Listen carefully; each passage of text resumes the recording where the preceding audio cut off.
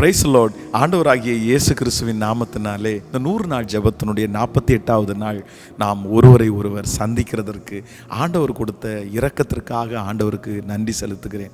நீங்கள் எல்லாரும் சுகமாக இருப்பீர்கள் என்று நாங்கள் நம்புகிறோம். நீங்கள் அனுப்புகிற ஜெப குறிப்புகளை பார்க்கும்போது உண்மையிலேயே ரொம்ப பாரப்படுகிறோம். ஆண்டவர் உங்களோடு இருப்பார். உங்களை நிச்சயம் ஆண்டவர் கைவிட மாட்டார். நிறைய பேர் கமெண்ட் செக்ஷனில் எவ்வளோ முக்கியமான ஜெப குறிப்புகள், எவ்வளோ வருத்தங்கள், ஆனால் உண்மையிலே கண்ணீரோடு விதைக்கிற நீங்கள் சீக்கிரமாய் அறுவடை செய்வீர்கள். இந்த 100 நாட்கள் முடியும் போது ஒரு பெரிய மாற்றத்தை ஏசப்பா நமக்கு தருவார். அவர் தராமல் இருக்க மாட்டார். நம்ம விசுவாசத்தோடு இந்த ஜெபத்தை பின்தொடருவோம். ஆண்டவர் நம்மை நடத்துவார். ஆண்டவருடைய பிள்ளைகளே, இன்றைக்கு ஆண்டவருடைய சமூகத்திலே ஒரு வார்த்தைக்காக எதிர்பார்த்த போது எபிரேயர் 6ஆம் அதிகாரத்தினுடைய 10வது வசனம், ஏனென்றால் உங்கள் கிரியைகளையும் நீங்கள் பரிசுத்தவான்களுக்கு ஊழியம் செய்கிறதுனாலும் செய்து வருகிறதுனாலும் தமது நாமத்திற்காய் காண்பித்த அன்புள்ள பிரயாசத்தையும் மறந்து விடுவதற்கு தேவன் அநீதி உள்ளவர் அல்லவே. தம்முடைய நாமத்திற்காய் காண்பித்த அன்புள்ள பிரயாசத்தை மறந்து விடுவதற்கு தேவன் அநீதி உள்ளவர் அல்லவே. பிரயாசத்தை மறக்காத கர்த்தர். இன்றைக்கு இந்த சத்தத்தை கேட்டுக்கொண்டிருக்கிற நீங்கள் நிறைய பிரயாசம் எடுக்கலாம், நிறைய காரியத்தை செய்யலாம். ஆனால் அந்த பிரயாசங்கள் எல்லாம் ஒன்றுமே வாய்க்காமல் போகலாம். ஐயோ, நான் எத்தனை முயற்சி எடுத்துட்டேன், எத்தனை காரியத்தை செஞ்சுட்டேன், ஆனால் ஒன்றுமே நடக்க மாட்டேங்குது. எத்தனையோ பேருக்கு அவங்க ஒரு சின்ன பிரயாசம் தான் எடுக்கிறாங்க, அவ்வளோ தூரம் போகிறாங்க, நடந்துருது. ரொம்ப எஃபோர்ட் எடுக்கவே இல்லை, ஆனால் நடந்துருது. ஆனால் நான் எவ்வளோ உழைக்கிறேன், எவ்வளோ கஷ்டப்படுறேன், எவ்வளோ ப்ரிப்பரேஷன் ஆகிறேன், ஆனால் நான் போடுகிற எஃபோர்ட்ஸ் எல்லாமே ரொம்ப வெறுமையாய் திரும்பி வருகிறது. நிறைய பேருடைய வாழ்க்கையில் இருக்கிறதுலே மிகப்பெரிய ஒரு துக்கம் என்னென்னா, அவங்க போடுகிற அந்த எஃபர்ட்ஸ் ரொம்ப வெறுமையாக போகிறதுனால ரொம்ப கஷ்டப்படுறாங்க. இவ்வளோ பிரயாசப்படுறேன், இவ்வளோ எஃபர்ட் போடுறேன், ஆனால் ஒன்றுமே நடக்க மாட்டேங்குது. நீங்கள் சோர்ந்து போகாதீங்க. கர்த்தர் இன்றைக்கு கிருபையாக வாக்கு கொடுக்குறாரு. நீங்கள் படுகிற அத்தனை பிரயாசத்தையும் ஏசப்பா கணக்கில் வைக்கிறாரு. நீங்கள் பட்ட பாடுகளை ஆண்டவர் கணக்கில் வைக்கிறாரு. நீங்கள் ராத்திரி பகலாக கஷ்டப்பட்டு உழைச்சிங்க பாருங்கள், கர்த்தர் கணக்கில் வச்சுருக்காரு. சோர்ந்தே போகாதீங்க. அந்த பிரயாசத்தை மறந்து விடுவதற்கு அவர் அநீதி உள்ளவர் அல்ல, அதற்கு பலன் கிடைக்கும். ஒரு நாள் நான் பலவீனத்தோடு இருக்கிறேன். அப்போது திருச்சபையில் இருக்கிற ஒரு பிரதர், கிட்டத்தட்ட ஒரு 15 ஆண்டுகளுக்குள்ளே இருக்கும்னு நினைக்கிறேன், 15 வருஷத்துக்கு முன்னாடி. அப்போது அவருடைய மாமனார் இறந்து போகிறார். இறந்து போய் 40 நாட்கள் தாண்டிடுச்சு. இப்போ 40வது நாள் ப்ரேயர் எப்போ நடக்குதுன்னா ஒரு சனிக்கிழமை இரவு அவர் 8 மணிக்கு வர சொல்கிறார். அடுத்த நாள் காலையில் திரும்ப 6 மணிக்கு ஆராதனை. எனக்கு ஆராதனைக்காக ரெடி ஆகணும். இந்த மாதிரி நிறைய இருக்குது. பாஸ்டர், இன்றைக்கி 40வது நாள் ப்ரேயர், நீங்கள் வரணும், நீங்கள் செய்தி கொடுக்கணும் அப்படின்னு சொல்லும்போது, அப்போ நான் சொன்னேன், பிரதர், நான் வேணால் ஒரு ப்ரேயர் பண்ணிவிட்டு வந்துடட்டுமா, நாளைக்கு ஆராதனை இருக்குல்ல. அவர் இல்லை செய்தி கொடுக்கணும் நீங்கள் அப்படின்னு சொன்னோன்னா சரி அப்படின்னு ரொம்ப கஷ்டத்தோட பலவீனத்தோட அப்படியே நான் போய் அந்த இடத்துல பிரசங்கம் பண்ண போனால், வெறும் அந்த பிரதருடைய மனைவி, அப்புறம் அந்த ஐயாவுனுடைய அம்மா, ஒரே ஒருத்தங்க எக்ஸ்ட்ரா, அப்படின்னா அவங்க 3 பேர் ப்ளஸ் ஒருத்தங்க, ஒரே ஒரு சிஸ்டர் எக்ஸ்ட்ரா இருக்கிறாங்க. அப்போ நான் போய், சரி பிரதர், நான் ப்ரேயர் நடத்துகிறேன்னு ஸ்டார்ட் பண்ணும்போது அவர் சொன்னார், பாஸ்டர், குறைஞ்சது அரை மணி நேரம் இல்லைனா 3/4 மணி நேரமாவது நீங்கள் செய்தி கொடுக்கணும் அப்படின்னு சொன்னாங்க. சரின்னு சொல்லிவிட்டு நானும் அந்த 4 பேருக்கும் ஜெபம் பண்ணி அந்த செய்தியை கொடுத்து கடைசியில் ஜெபம் பண்ணி ஒரு 1.5 மணி நேரத்துக்கு மேலே அந்த ஆராதனை நடத்திட்டு நான் திரும்ப ஆலயத்திற்கு வந்தேன். ஸோ அது அப்படியே போச்சு. நானாக சரி, இவ்வளோ பிரயாசத்தின் மத்தியிலையும் இந்த பிரதர் இவ்வளோ நேரம் படணும்னு சொன்னாரே, சரி ஓகே ஆண்டவரே, அது ஒன்றும் இல்லை அப்படின்னு வந்துட்டேன்.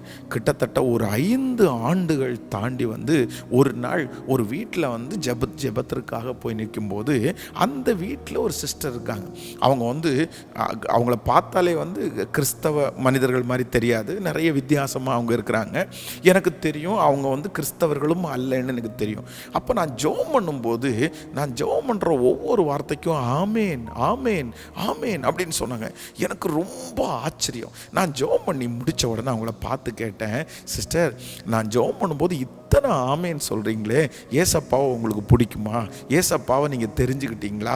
நீங்கள் ரட்சிக்கப்பட்டீங்களான்னு கேட்டால் அவங்க சொல்கிறாங்க, பாஸ்டர் நான் ரட்சிக்கப்பட்டுட்டேன், நான் ஏசப்பா பிள்ளை, என்னுடைய தோற்றத்தை பார்த்து நீங்கள் இது பண்ணாதீங்க அப்படின்னு. உடனே நான் கேட்டேன், எப்போ நீங்கள் ரட்சிக்கப்பட்டீங்க?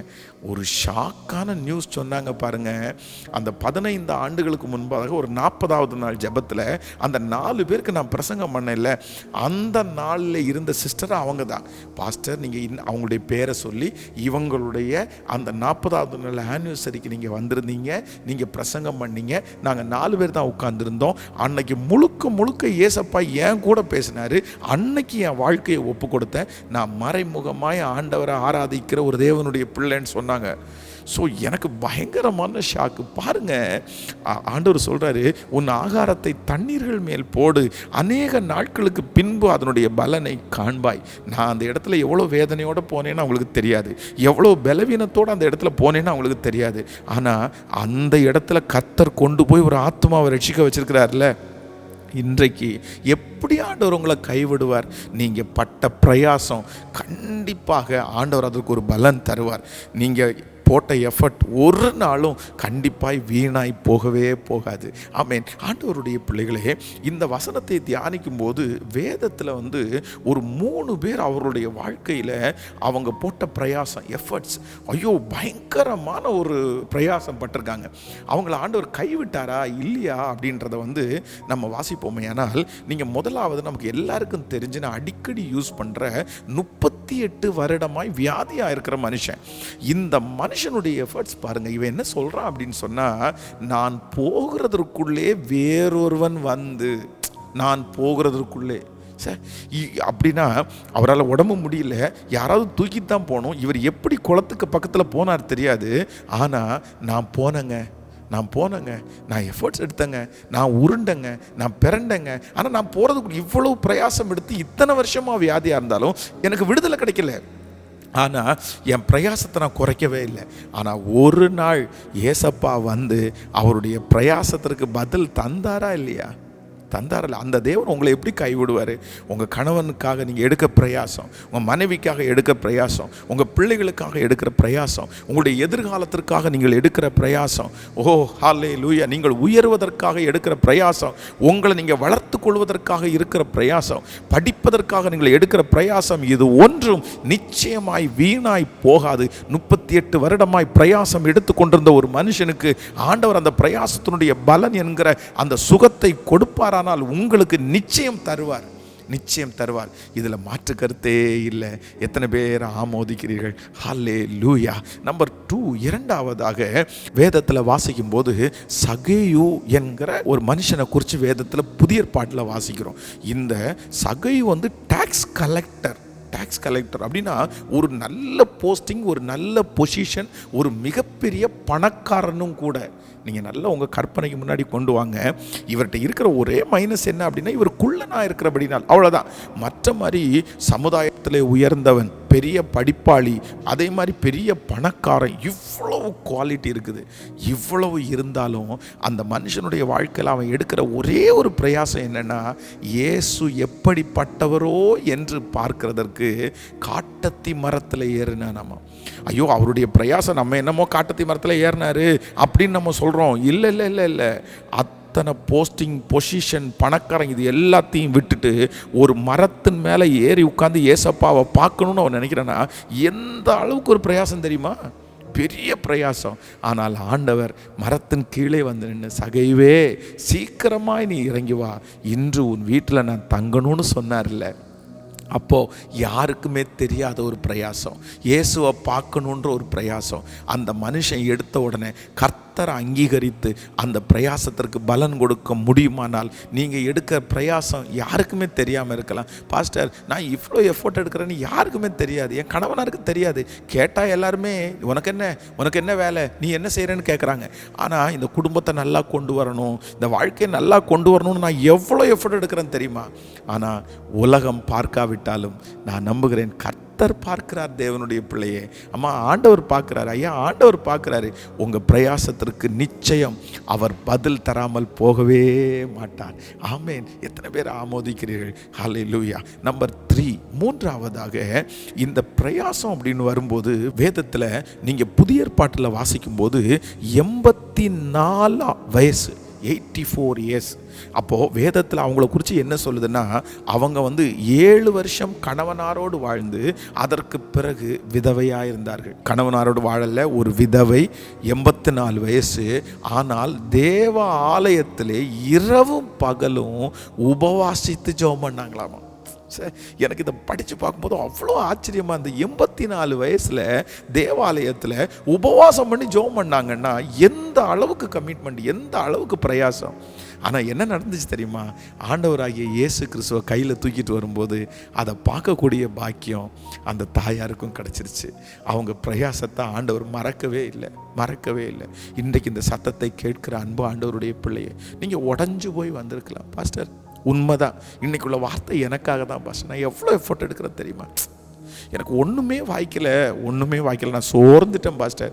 இல்லை, ஆண்டவர் சொல்கிறார், உங்கள் பிரயாசத்தை மறந்து விடுவதற்கு அவர் அநீதி உள்ளவர் அல்ல. நீங்கள் பட்ட பிரயாசம் ஒவ்வொன்றுக்கும் ஏசப்பா பதில் கொடுப்பார். உங்கள் கண்கள் காணும், உங்கள் கண்கள் பார்க்கும், நீங்கள் அதை பார்ப்பீங்க. நிச்சயம் அது நடக்கும். இந்த 100 நாள் முடிகிறதுக்குள்ளே நடக்க போகிறது. ஆமேன். இந்த செய்தியை ஸ்பெஷலாக நிறைய பேருக்கு நீங்கள் சொல்லுங்கள், அனுப்பி விடுங்க அவங்களுக்கும். ஏன்னா இந்த வார்த்தையை அவங்க கேட்கட்டும், அவங்க பிரயாசத்துக்கு பலன் தருவார். உங்களுக்காக ஜெபிக்கிறேன். தகப்பனே, இன்றைக்கு நீர் பேசின வார்த்தைகளுக்காக உமக்கு நன்றி ஏசப்பா. எங்களுடைய பிரயாசத்தை மறந்து விடுவதற்கு நீர் அநீதி உள்ளவர் அல்ல. உங்க பிள்ளைங்க எந்த அளவுக்கு ஆண்டவரை பிரயாசம் எடுத்திருக்கிறார்கள் உமக்கு தெரியும். எந்தெந்த காரியத்தில் அவங்க சரீரம் ஒன்று கூட பார்க்காம, சாப்பிடாம, தூங்காம எவ்வளவு பிரயாசம் எடுத்தாங்களோ அந்த காரியத்தில் ஒரு அற்புதம் நடக்கட்டும் அப்பா. அந்த ஜெபம் என்கிற பிரயாசத்தில் ஒரு அற்புதம் நடக்கட்டும் ஏசப்பா. வெகு சீக்கிரத்தில் இந்த ஜெப குறிப்புகள் எல்லாம் சாட்சியின் குறிப்புகளாய் மாற்றப்படுகிறதற்காக நன்றி. பெரிய அற்புதத்தை செய்யுங்க. இந்த நாள் உங்கள் பிள்ளைகளுக்கு ரொம்ப பிளெஸ்ஸிங்காக இருக்கட்டும். திருமண நாளை காண்கிற, பிறந்த நாளை காண்கிற உங்களுடைய பிள்ளைகளை ஆசீர்வதிக்கிறப்பா. நன்றி ஆண்டவரே. உங்கள் கிருபையின் கரங்களில் தாழ்த்துறோம் இயேசுவின் மூலம் பிதாவே, ஆமேன். God bless you. ஆண்டவர் உங்களை ஆசீர்வதிப்பார். நாளைக்கு விசேஷமாக நமக்கு 2 ஆராதனை. காலையில் 6 மணிக்கு ஃபர்ஸ்ட் ஆராதனை, செகண்ட் சர்வீஸ் 8:30க்கு. அதனால் எல்லாரும் சேர்ந்து ஏசப்பாவை ரொம்ப அழகாக ஆராதிப்போம். Thank you. God bless you. Praise Lord.